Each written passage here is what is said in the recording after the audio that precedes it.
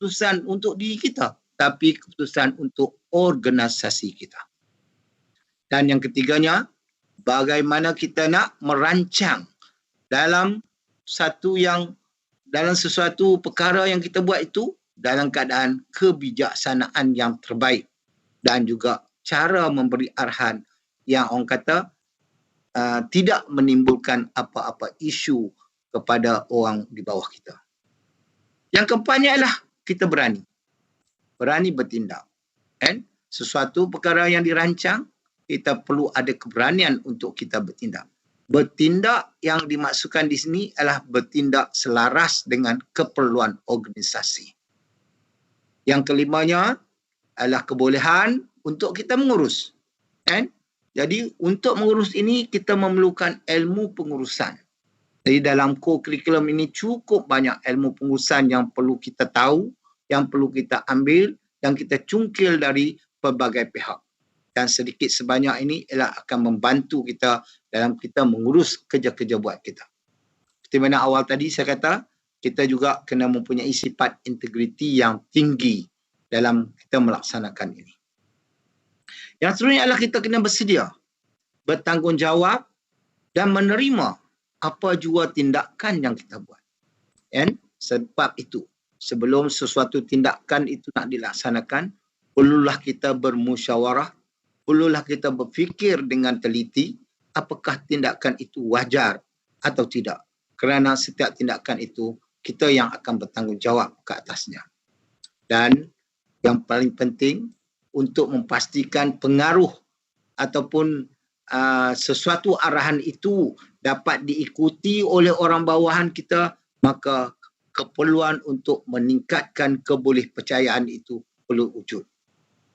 Sekali kita membuat sesuatu yang tidak boleh dipercaya, maka sampai bila-bilalah orang tak akan percaya kepada kita. Ini penting.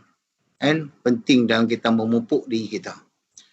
Yang seterusnya adalah ketaatan kita kepada pemimpin kita dan juga kepada pengikut kita. Pemimpin ni maknanya bos kita lah. Pengikut ni mana orang-orang di bawah kita. Jadi ketaatan itu perlu wujud. Dan yang sering kita dengar adanya berlakunya perselisihan faham yang sering berlaku di sekolah.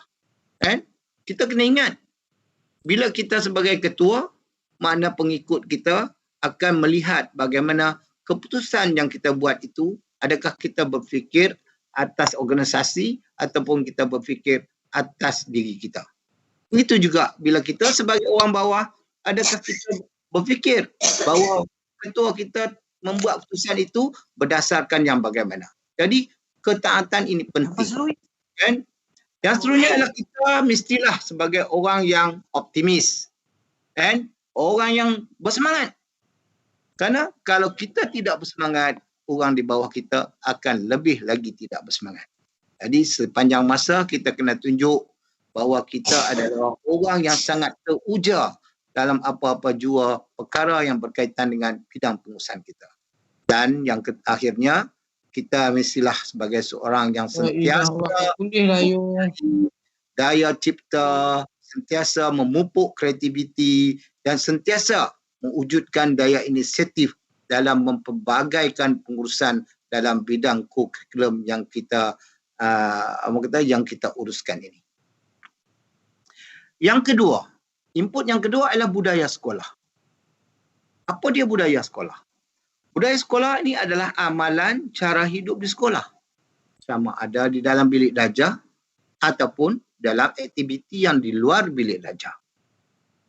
Jadi amalan ini adalah berbentuk seperti nilai, kepercayaan dan norma.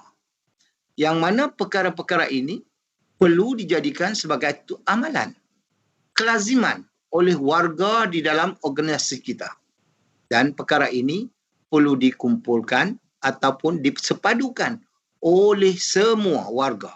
Tak kiralah kalau kita sebagai seorang pengetua, guru besar, penolong kanan, guru-guru, sampailah kepada anak murid, termasuklah semua staf-staf yang ada, termasuk tukang cuci, tukang keselamatan dan sebagainya.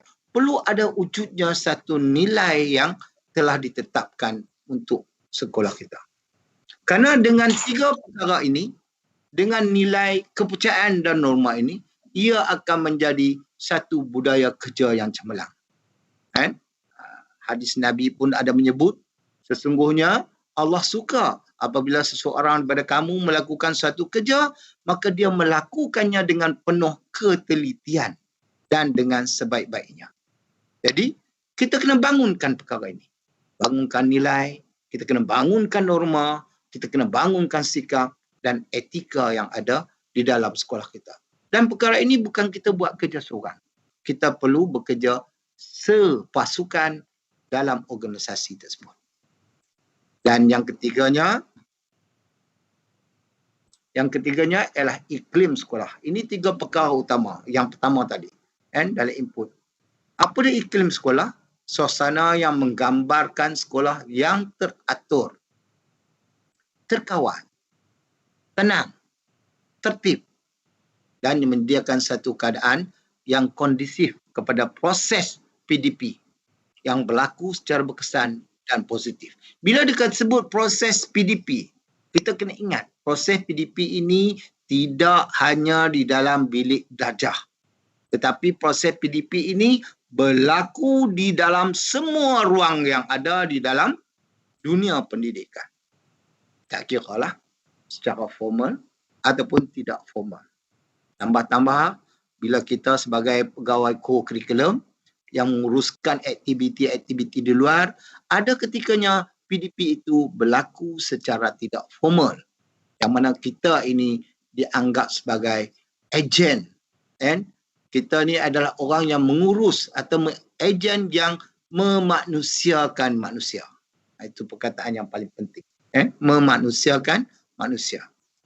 Jadi untuk memastikan iklim sekolah ini dapat kita bentuk dengan baik, perkara yang pertama ialah kita kena lihat dari segi persekitaran fizikal sekolah. Itu yang dulu. Sebab itulah dulu kita ada pertandingan 3K. Keceriaan, kesihatan, keselamatan, kebersihan dan sebagainya. Sebab apa? Kita nak pastikan kita wujud iklim sekolah yang kondusif. Itu dari segi fizikal. Dan hari ini kita tengok dah mula, banyak sekolah dah mula mengecat dengan warna-warna yang agak striking untuk menjadi tarikan.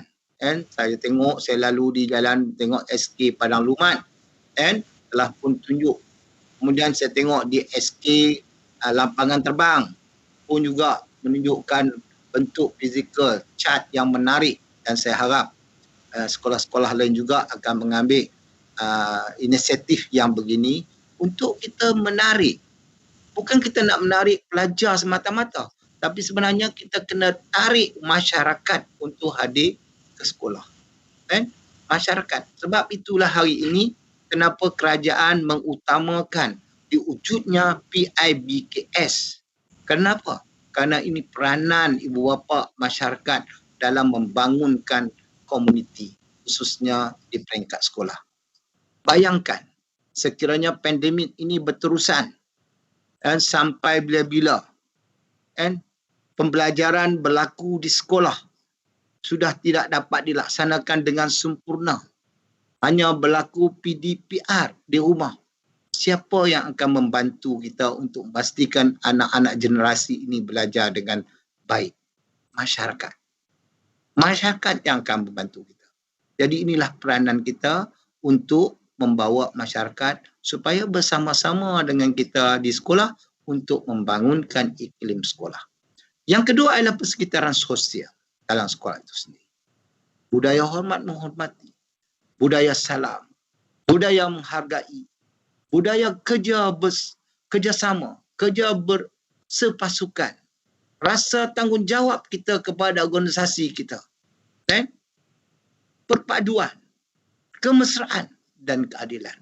Ini adalah nilai-nilai yang perlu kita pupuk dan kita wujudkan di dalam persekitaran sekolah. Inilah persekitaran sosial yang perlu kita didik dan kita bawa kepada anak-anak murid kita dalam semua aktiviti yang kita laksanakan. Dan yang ketiga adalah pembudayaan ilmu. Bila kita sekolah, sekolah ni adalah sumber. Kalau dulu kita tengok kebanyakan sekolah mempunyai lancana menggunakan obor. Kerana dulu obor cahaya ilmu. And obor itu cahaya ilmu. Jadi hari ini kita pastikan bahawa pembudayaan ilmu itu terus berkekalan dan kena sentiasa ingat bahawa semangat untuk belajar itu bukan hanya kepada anak-anak kita tetapi juga kepada diri kita. Kerana pembelajaran itu perlu berlaku sepanjang hayat. Dan keutamaan untuk menimba pengetahuan itu perlu dibuka luas kepada semua peringkat, tak kiralah di kalangan guru ataupun di kalangan anak-anak pelajar ataupun siapa saja yang berada di dalam sekolah. Kerana sekolah itu perlu dijadikan sebagai gudang ilmu. Dan yang keempatnya adalah dari segi penggunaan bahasa. Tak kiralah apa bahasa yang kita gunakan, logat Kedah ke, bahasa Melayu ke, bahasa Inggeris ke, sebagai sesuatu yang kita boleh jadikan ia sebagai lambang ataupun sebagai satu status kepada sekolah kita. Jadi perkara-perkara ini perlu digarap, perlu dilaksanakan.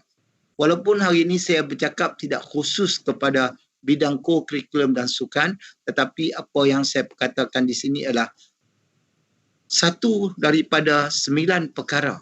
Satu daripada 9 perkara yang ada di dalam standard kompetensi kepengetahuan sekolah Malaysia ataupun sebagai dalam ilmu pengurusan organisasi sekolah itu perlu dicernakan, iaitu pengurusan co-curriculum. Kita ada 9 perkara. Selain dia ada pengurusan kurikulum, pengurusan HEM, pengurusan keuangan, pengurusan persekitaran, pengurusan sumber manusia, salah satunya adalah pengurusan co-curriculum. Jadi ke-9 perkara ini apabila kita rangkumkan, maka ia akan menjadi dan membudayakan sekolah kita ke arah kecemerlangan yang sepatutnya. Jadi saya ingat itu saja sebagai